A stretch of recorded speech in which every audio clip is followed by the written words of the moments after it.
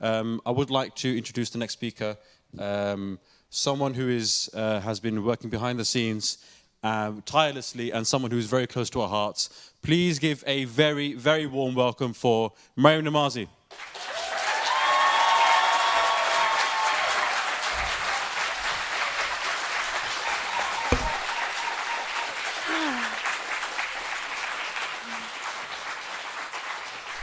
Thank you, my gorgeous, lovely people.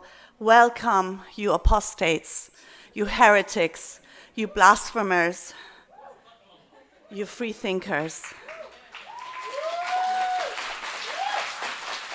It is so good to see you, especially after COVID and the violent attack on our beloved and courageous Salman Rushdie. We know he is not the first. We know he is not the last. There are countless others languishing on death row, in prison, in hiding, buried in mass graves.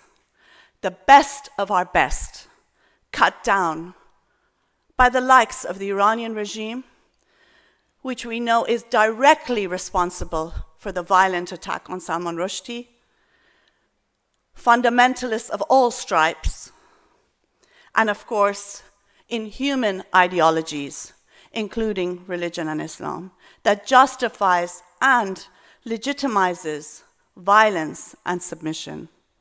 I accuse them all for state crimes, for religious crimes, for crimes of the religious right. I also accuse all those who are complicit and silent, states that appease this movement, and the cowards that side with murderers and blame victims. But as the Chilean poet Pablo Neruda said, you can cut the flowers, but you can never stop the spring. There are too many of us. We are the innumerable, yearning, and not just yearning, demanding, insisting, without apology, without shame, the right to live and breathe and love and think as we choose.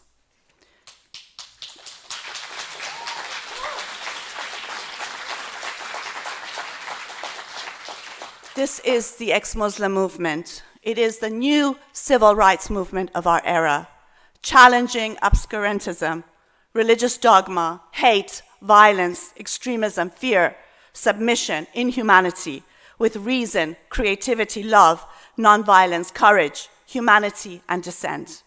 Like all civil rights movements, it is transgressive, it is subversive, it is deemed dangerous for daring to reimagine a world without permission, a world that criminalizes not us, but the fatwas, the Sharia courts and other religious courts, theocracies, a world that celebrates blasphemy and apostasy and dissent.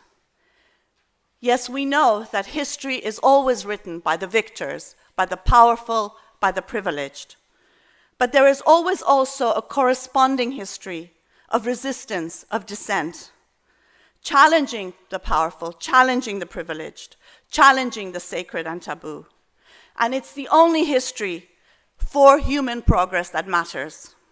However many flowers they cut, and they cut, and they cut, our movement will forever be etched in the history of resistance. And spring, it is a coming. Thank you. Thank you.